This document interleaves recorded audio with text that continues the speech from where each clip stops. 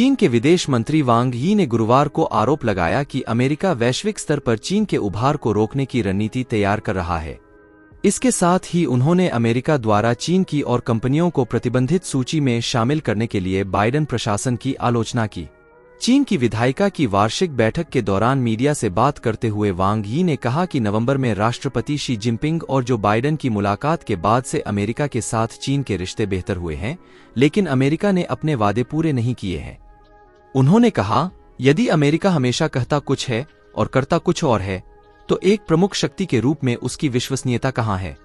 अगर चीन का नाम सुनते ही अमेरिका घबरा जाता है और चिंतित हो जाता है, तो एक महाशक्ति के रूप में उसका विश्वास कहाँ है? वांग ने कहा, अगर अमेरिका चीन को दबाने के लिए तुला हुआ है, तो अंततः उसे ही नुकसान होगा। वांग ने अपील की कि संयुक्त राष्ट्र सुरक्षा परिषद के सदस्यों को फलस्तीन को विश्व निकाय का सदस्य बनने से रोकने का प्रयास नहीं करना चाहिए।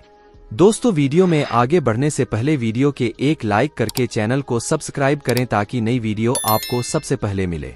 अनुभवी राजनयिक 70 वर्षीय वांग राष्ट्रपति के विश्वासपात्र के रूप में उभरे और पिछली गर्मियों में उन्हें विदेश मंत्री के पद पर फिर से नियुक्त किया गया। इससे पहले तत्कालीन विदेश मंत्री चिन गांग को करीब 6 महीने के कार्यकाल के बाद बिना किसी स्पष्टीकरण के अचानक बर्खास्त कर दिया गया था। भारत और चीन के बीच पूर्वी लद्दाख में वास्तविक नियंत्रण रेखा लैक पर हालात लगातार तनावपूर्ण बने हैं। इस बीच भारत ने वहां सैनिकों की तैनाती बढ़ाने का फैसला किया है, जो चीन को काफी नागवार गुजरता प्रतीत हो रहा है। चीनी विदेश मंत्रालय के एक प्रवक्ता ने प्रेस कॉन्फ्रेंस में कहा कि विवादित सीमा रेखा पर और अधिक सैनिकों को तैनात करने का भारत का कदम नई दिल्ली और बीजिंग के बीच तनाव कम करने के लिए अनुकूल नहीं है। दरअसल ब्लूमबर्ग की एक रिपोर्ट के अनुसार भारतीय सेना के वरिष्ठ अधिकारियों ने नाम न छापने की शर्त पर बताया कि चीन के साथ अपनी विवादित सीमा को मजबूत करने के लिए पहले पश्चिमी सीमा पर तैनात 10,000 सैनिकों की एक टुकड़ी को वहां तैनात की। सैन्य अधिकारी ने बताया कि चीन से सटी विवादित नियंत्रण रेखा पर पहले से तैनात 9,000 सैनिक अब नवगठित लड़ाकू कमान के अधीन होंगे। यह संयुक्त बल उत्तराखंड और हिमाचल प्रदेश जैसे उत्तर भारतीय राज्यों को चीन के कब्जे वाले तिब्बत क्षेत्र से अलग करने वाली 532 किलोमीटर 330.57 मील सीमा की रक्षा करेगा। वहीं टाइम ऑफ इंडिया में छपी रिपोर्ट के मुताबिक चीनी विदेश मंत्रालय के प्रवक्ता माओ निंग ने भारत के इस कदम पर आपत्ति जताते हुए कहा, चीन सीमावर्ती क्षेत्रों की शांति और स्थिरता की रक्षा के लिए भारत के साथ मिलकर काम करने के लिए प्रतिबद्ध है। हमारा मानना है कि भारत का कदम शांति की रक्षा और तनाव कम करने के लिए भी अनुकूल नहीं है। माओ ने इसके साथ ही कहा, सीमावर्ती क्षेत्रों में भारत की सैन्य तैनाती में इजाफे से सीमावर्ती क्षेत्रों में स्थिति को शांत करने या इन क्षेत्रों में शांति और सुरक्षा की रक्षा करने में मदद नहीं मिलती है।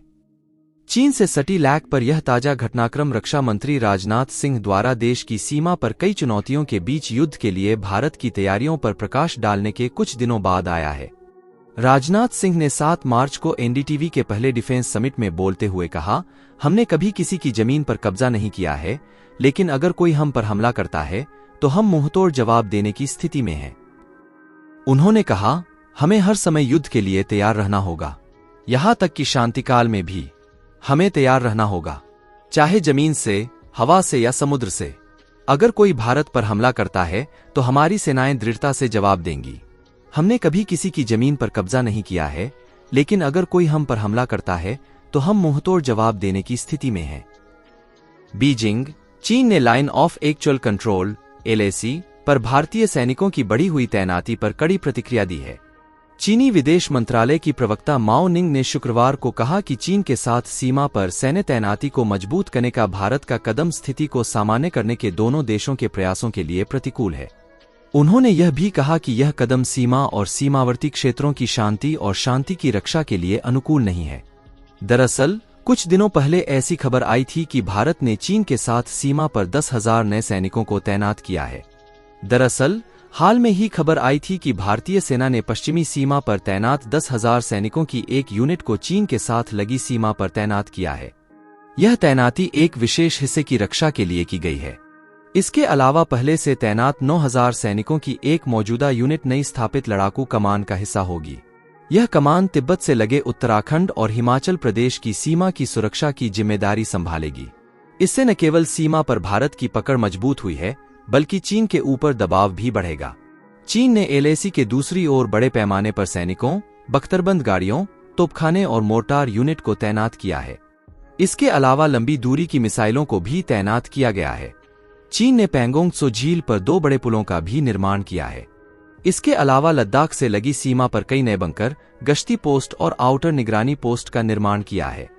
चीन ने लद्दाख सीमा की निगरानी करने वाली अपनी पश्चिमी कमान को मजबूत भी किया है।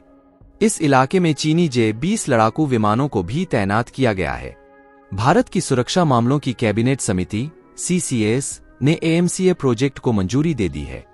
इसके जरिए भारतीय वायुसेना के लिए 5वीं पीढ़ी के लड़ाकू विमानों का निर्माण किया जाएगा। यह विमान स्टील्थ तकनीक से लैस होंगे और दुश्मन के रडार को चकमा देकर हमले को अंजाम दे सकेंगे। भारत के इस फैसले को चीन और पाकिस्तान की तैयारियों से जोड़कर देखा जा रहा है। चीन और पाकिस्तान बड़ी तेजी से 5वीं पीढ़ी के लड़ाकू विमानों पर काम कर रहे हैं। पाकिस्तान ने चीन से FC-31 J-31 लड़ाकू विमानों की खरीद को लेकर समझौता किया है। इसके अलावा पाकिस्तान तुर्की के कॉन एयरक्राफ्ट प्रोजेक्ट में भी भागीदार है।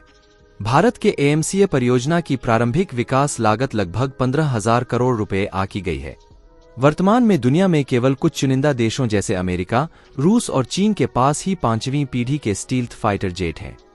योजना के तहत AMCA के 5 प्रोटोटाइप संयुक्त रूप से निजी उद्योगों के सहयोग से एरोनॉटिकल डेवलपमेंट एजेंसी ADA और हिंदुस्तान एरोनॉटिक्स लिमिटेड HAL द्वारा बनाए जाएंगे। भारतीय वायुसेना अपनी दीर्घकालिक आवश्यकता को देखते हुए AMCA परियोजना पर जोर दे रही है। हल्के लड़ाकू विमान LCA तेजस के विकास के बाद AMCA के विकास में भारत के विश्वास में महत्वपूर्ण उछाल देखा गया। चीन का FC-31 अभी विकास के चरण में है। इस विमान को चीनी वायुसेना ने अभी तक खुद सर्विस में शामिल नहीं किया है, लेकिन पाकिस्तान ने इसे खरीदने का फैसला किया है। पाकिस्तान को लगता है कि वह FC-31 विमान के जरिए भारत पर बड़ी रणनीतिक बढ़त हासिल कर सकता है। उसकी मंशा भारत के S-400 एयर डिफेंस सिस्टम को चकमा देने की है, लेकिन इस विमान की कॉम्बैट क्षमता अभी भी संदिग्ध है।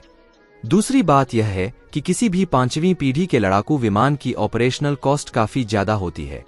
ऐसे में इस पर संदेह है कि पाकिस्तानी वायुसेना इतने बड़े खर्चे को कैसे संभाल पाएगी। पाकिस्तान तुर्की के कॉन नाम के एक प्रोजेक्ट में भी शामिल है, जिसके जरिए 5वीं पीढ़ी के लड़ाकू विमान का विकास किया जा रहा है। कॉन तुर्की का महत्वाकांक्षी प्रोजेक्ट है, जिसे अमेरिका के F-35 विमान को टक्कर देने के लिए विकसित किया जा रहा है। पाकिस्तान को तुर्की ने खुद इस प्रोजेक्ट में शामिल होने के लिए आमंत्रित किया है। तुर्की के उप रक्षा मंत्री सेलाल सामी तुफेकी ने खुलासा किया था कि लगभग 200 पाकिस्तानी अधिकारी और इंजीनियर पहले से ही कॉन के विकास में मदद कर रहे हैं।